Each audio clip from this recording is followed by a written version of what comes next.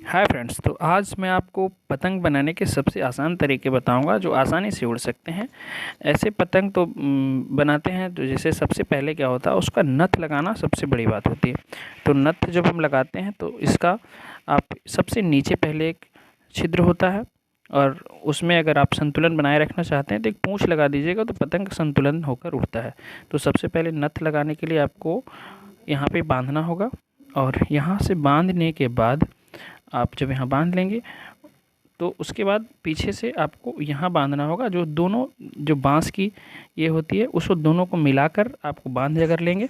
उसके बाद पतंग उड़ाने का आपको आसानी मिलेगा और वो जब हवा में जाती है तो खुलता नहीं है। तो दोनों चिपका कर बांधना बहुत ज़रूरी है, दोनों बांस की तिलियों को। और इस तरह से जब बांध लेंगे तो आपको आसानी से उड़ने के लायक हो जाएगा। और इसमें अगर आप संतुलन बना कर रखना चाहते हैं तो अगर थोड़ी सी पूँछ इसमें लगा दें पेपर का, तो ये क्या होता है कि हवा में जब जाएगा तो ये संतुलन बना कर रहेगा, ये गोते नहीं खाएंगे। और अगर आप नए उड़ाने वाले हैं तो पूँछ लगा ही दीजिएगा ताकि आपका पतंग आसानी से हवा में उड़े।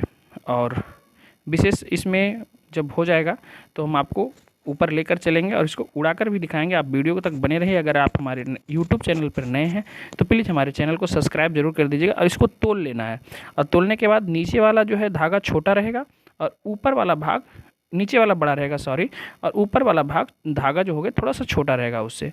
तब आपका ये पतंग हवा में खड़ा रहेगा, क्योंकि देखिए ऊपर मैं छोटा रखा हूँ और नीचे वाला बड़ा किया हूँ। ठीक है, अब ये हवा में उड़ने के लिए तैयार है। तो चलिए अब आपको लेकर चलता हूँ छत पे और वहाँ आपको उड़ाकर दिखाऊंगा। अब मैं इसमें थोड़ा सा पूँछ लगा ही देता हूँ।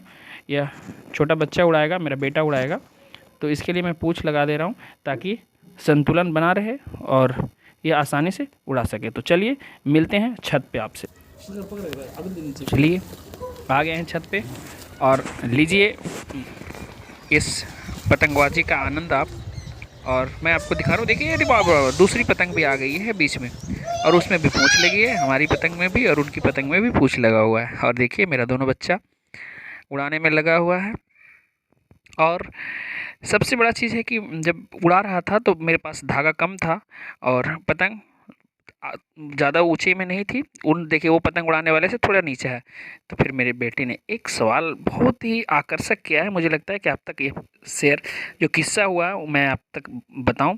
हुआ यूँ कि उन्होंने पूछा कि पापा ये पतंग का डोर काट दें, हो सकता है पतंग और ऊपर चला जाए।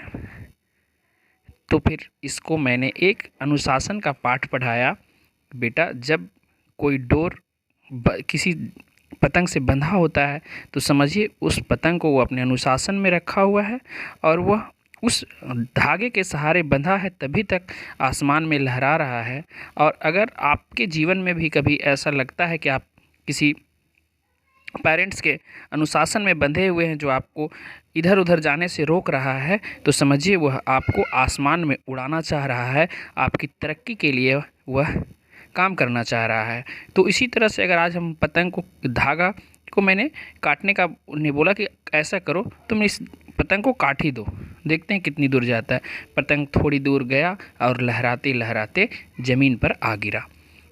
इससे बेटे को मैंने समझाया कि सेम इसी तरह से आपके जीवन में भी होता है। ये देखिए मेरा छोटा बेटा उड़ा रहा है। सेम आपके जीवन में भी इसी तरह से होता है कि जब आप किसी अनुशासन में बंधे रहते हैं तो आप हर आसमान की हर ऊंचाई को छूते हैं, बुलंदियों को छूते हैं। और जब आप उस अनुशासन से बाहर होते हैं, लहरा कर ज़मीन पर गिर जाते हैं। इसलिए जब तक आप अनुशासन में बंधे हैं आप हर ऊंचाइयों को छू सकते हैं और डिसिप्लिन ही आपको